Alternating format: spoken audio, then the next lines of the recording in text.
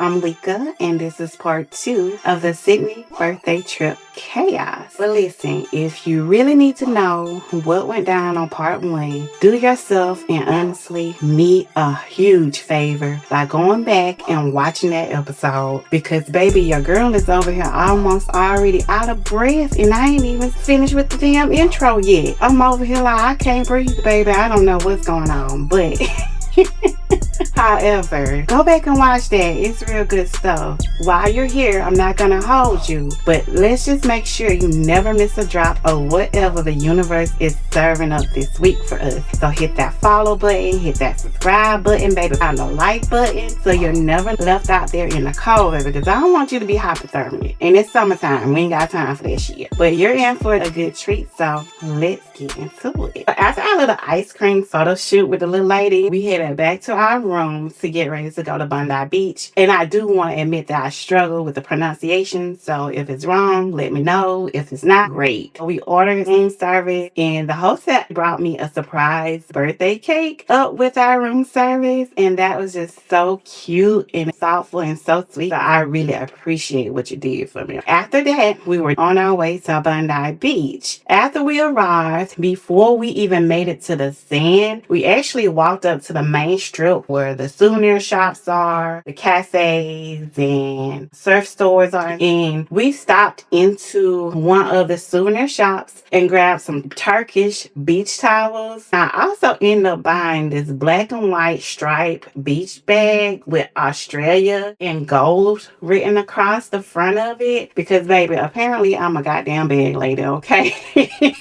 And every because I cannot seem to go anywhere without getting a tote bag. And I actually left Australia with 3 different tote bags. No lie. I ain't got no shame about it, but still. Anyway, after that, we went down to the beach. It was actually my first time ever seeing the Pacific Ocean in person. And baby, I got to put my big toe and my little toe into it, okay? I am definitely a water baby. I've been to plenty of beaches, but baby, Bondi Beach was definitely that girl. It was so gorgeous. The water was gorgeous. The view was absolutely stunning. But baby, that wind was acting the up. Lexi almost fell and got blown down by a wave while she was in the water. I was like, girl, hold on. I can't leave y'all here in the Pacific. But anyway, I had Lexi out there taking pictures of me on those damn rocks they had. Baby, like I was a fucking little mermaid. I'm not playing. It was a once in a lifetime moment. I'll never know when I'll get to do that again. So why not lean all the way into that, right? But one of my favorite parts was actually the graffiti wall by the beach. Very bright colors, bold letters, faces, messages. Like the whole wall was saying, look at me, but in the most soulful and most expressive way possible. The beach definitely gave flavor. It gave heart. And honestly, while I'm thinking about it, it reminded me a little of Venice Beach in this way. Bondi was definitely everything. It was beautiful, a little chaotic, a little windy, a little cold, but it was still perfect because I was in my happy place on my birthday. And honestly, the only thing that I actually regret was that the sunset wasn't clear. For some reason, it was like there was this haze or fog or maybe like a dust or something in the sky. And I just kept waiting for that to shift, but that moment never came. The sunset wasn't as beautiful as I wanted. But even so, without that perfect sunset, it still felt magical to me. Because like I said, I was in my place of happiness. So after Bondi, we headed back to the hotel to regroup and get dressed for dinner at the winery. But besides that, let me tell you about the traffic from Bondi Beach on the way back to the hotel. Girl, that traffic was like being stuck on I-85 in Atlanta at 7 o'clock on a Monday morning. Baby, you know, if you lived in Atlanta before or you've been through Atlanta during that time before, then you know exactly what I'm talking about. That shit was not cute. And honestly, that just goes to show you traffic jams, baby, are universal. On top of the traffic, the energy has shifted a little bit. Really don't want to get into the details of why, but let's just say the vibes weren't as high as they were earlier in that day. But you know, shit happens. Life keeps moving and you keep trucking and doing what you gotta do, right? But fast forward to our Uber to the winery. And shout out, because this was our first and only female Uber driver in Sydney. And I love to see it, baby. But girl, she drove like she had beef with the brakes. We legit almost got hit by a fucking bus. I'm not lying. Baby, I was back there with my little pretend brakes on, baby, holding on to the back seat like, oh. Lady, you gotta keep us safe. Once we got there, the place was real cute, actually. They had a garden patio, velvet chairs, there were wine bottles lining the walls. It gave like really soft life aesthetic. We did have bottomless steaks and frites. I may have pronounced that wrong, but basically bottomless steaks and fries. The food was actually very good. I had a lychee martini and Lexi ordered a spicy watermelon margarita. Real grown woman type cocktails. And that was different for me because usually anywhere I go, I get tequila. Margarita for me every time. But I want to try something different. But my only complaint was that they brought the steak out medium rare by default. And look, I like my steak. I do. But I like that shit done a little bit more in the middle. I don't want my meat bleeding more than me when my cycle on. You feel me? That's nasty. But no disrespect for y'all that do like that, though. If you like it, it's your thing, but it's not for me. But overall, though, the food was actually very good. However, I'm going to say this, that bottomless things, just like these buffets, is a goddamn gimmick. Because how much steak can one person really eat in 90 minutes to 2 hours? I could barely eat a steak and a half, to be honest. While I was there, I did get an opportunity to jump in the photo booth because I love photo booths at the restaurants. I got some solo shots of me. Now, the first little photo, it looked a hot mess because I didn't know what the fuck was going on, where the camera was, all that. Because, you know, I get confused by left and right. So, baby, don't judge me, okay? But, however, the photos did come out cute because, you know, it's me. The winery was definitely a vibe. Even with the energy shifts and almost getting hit by a bus, I still was able to find a little joy in that evening. And that's definitely my Sag Moon and Pisces rising in play because I always just have a great ability to find the brighter side and the best side of things regardless of the situations to a fault. After dinner, I was kind of done, actually. Not necessarily just tired, but just done because I did feel emotionally drained. The night didn't exactly go how I thought it would go, and I just really didn't have anything left to give in this situation. Once we got back to the room, I popped me some ZQL, baby, and that was lights out for me. I was asleep because I was just trying to reset and get my energy cleared and get my mind clear for the next day, hoping that it would be better. But around 2 a.m., I woke up. I found Lexi. She was still up. She told me she had been throwing up all night and asked me if I had some nausea medicine. I didn't, of course, but I did what I could. I made her some chamomile tea, ordered a Uber Eats to get Gatorade and water to try to see if she could hold anything down. Gave her little sips at a time, but unfortunately, nothing was staying down. So by 7 a.m., I was up Googling like 24-hour pharmacies. For real. We actually took an Uber to one that was supposed to be there and open, but it wasn't. Like, Google lied. Google be lying, y'all. Like, don't always trust Google because sometimes that stuff be wrong. But at that point, Lexi said she felt like she was going to pass out. So I called us another Uber real quick and actually took her to the nearest hospital, which was Sydney Hospital. When we got there, because we're not from Australia, we're not citizens. So for her to be seen, we had to give them their moolah up front. And being honest, most of the staff there didn't really seem equipped to handle the situation that was going on with her. There were a few exceptions. One was a nurse and one was a doctor. And it felt like they knew what the hell they was doing. Like they knew what the was going on. She was, however, eventually transferred to the Prince of Wales Hospital, which is where they found out she was in DKA, which is diabetic ketoacidosis, for those of y'all that don't know. But essentially everything, all our plans at that point were canceled. That meant no breakfast with the koalas, no penguin encounter, no seafood at Nick's, and no cruise bar dinner. But it is what it is. I'ma just be real and upfront with y'all. I was real scared, and I haven't felt that way in a very long time. Not since the stuff that went on with our dad. And I cried a lot Like, I cried that day a whole lot, the next day, and probably the next day too, baby. It was heavy because I really didn't know if my sister was going to be able to make it out of Australia. And at one point, I looked at her and I'm like, listen,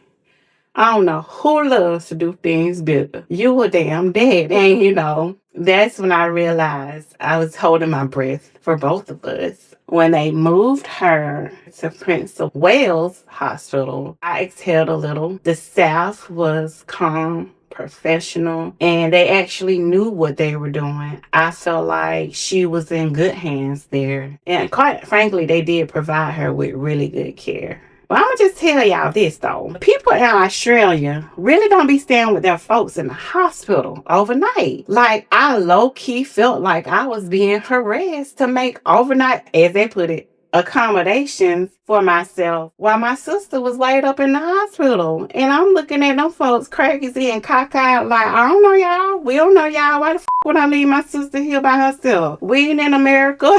Like, I will barely leave her in America in the hospital by herself. I'm not leaving her in the hospital by herself in Australia. What's wrong with y'all? So she stayed in the hospital for a few days. We were supposed to come back home that Friday, but she got discharged on that Sunday. But shout out to Delta for handling all the rescheduling and getting us rebooked. But let me tell y'all, they still faltered because they still left out my mother and TSA preaching. And yes, we had to go through TSA again once we got in LA. Now, still want some reparations for that, Delta, okay? However, I tell y'all, the biggest lesson I learned, definitely get travel insurance. I don't care where you are going. Medical emergencies, they hit different when you're in another country and overseas, baby. So make sure you have your travel insurance in play. And also, somewhere in between all of that, I actually did our laundry at a little laundromat near the hospital because even in chaos, life still be life, and baby, and you still need clean, comfortable clothes to travel in. So I wanted to make sure we had what we needed when we got ready to get up out of this place, baby. Okay. But a real quick fun fact, something you must know. The best food we had the entire trip came from Uber Eats while Lexi was in the goddamn hospital. Because one thing, she wasn't finna eat the hospital food, and I wasn't gonna let her. We had Cali Press, Wing Boy, Zoo Street Greek, ribs and burgers, and every single last one of them was a hit. But the wings from Wing Boy, or whatever they call, baby, them things hit like 8-time wings. Anyway, this definitely wasn't the trip that we planned. It was ultimately the one that we survived. And I'm glad we made it through it. Lexi was finally discharged from the hospital that Sunday afternoon. We checked into the Moxie near Sydney Airport. And as y'all can see, I'm a real Marriott hoe. But it was my first time staying at a Moxie, and listen, I loved it. It was only one night, but I loved it. It was giving, it was clean, it was chill, and it was very vibey. It had just enough personality to make you be like, okay, maybe we're turning a corner in this thing, right? I even got a little elevator footage that had cute little quotes and advice posted inside. One of them said to save the business cards of the people you don't like. And if you hit a parked car accidentally, write sorry on the back and leave it on the car. I was like, that's a good one. And I absolutely needed that laugh and that energy. We also had to make a last minute pharmacy run in Bondi to pick up Lexi's insulin, which was a new thing for her and me. The pharmacist we went to originally gave her the cartridges, but not the right pen to use the insulin in. And I'm just thinking like, sir, how you give someone the bullets but not the right gun to shoot it with? Like, what that about for real? Do you even know how to do your job? Like, what? But we ended up having to call like 11,000 pharmacies until finally one employee was so kind enough to stop and say, let me see if any of our other stores have it in stock. And sure enough, one did. So we Ubered over to Darlinghurst and picked it up and finally got to breathe. Because I'm like, my sister ain't getting on goddamn airplane without this. Y'all got me up. But then it was back to the Moxie, back to the room, and of course straight to sleep. Because baby, we was not gonna miss that 9:25 a.m. flight out of Sydney. It wasn't gonna miss us, and we wasn't gonna miss it because we was getting out of Australia. So this was definitely the calm after the chaos. Finally. Leaving Sydney was actually smooth. We had our Uber Eats phase, we had the meds, we had the Moxie. We were finally on track. I even got in some last minute souvenir shopping at the airport. And y'all, this is where I got all them damn bags from, okay? All them tote bags. I was not gonna leave Australia without some kind of I survived Australia gear in my carry-on, okay? We also grabbed McDonald's at the airport too. And let me just say this, girl, they ain't had no biscuits. Just goddamn McMuffins. And I was just like, is biscuits really just a Southern U.S. thing?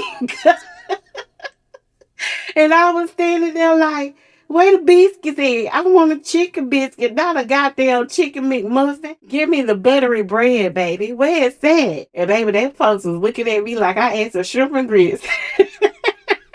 But the long haul flight surprisingly was not terrible. Delta got us back across the world without too much mess until we got to Atlanta. Well, you won't believe, baby, we had another delay. But fortunately, it was only an hour delay from getting back home to Gulfport. So that wasn't too bad. But here's the kicker. We get to Gulfport, we don't arrive. Baby, how about Lex and luggage not even there? That shit is in Atlanta. See what I'm saying? I can't make it up. It actually happened. But all things considered, we made it. And as much as I love going on vacation, girl, I don't like to overstay my welcome. And I don't like them overstaying theirs. Like 5 to 7 days is enough for me. That's all I need. Because there is nothing like being in your own shower, being in your own bed with your own pillows, and just ain't nothing like home. Sydney was definitely beautiful. The memories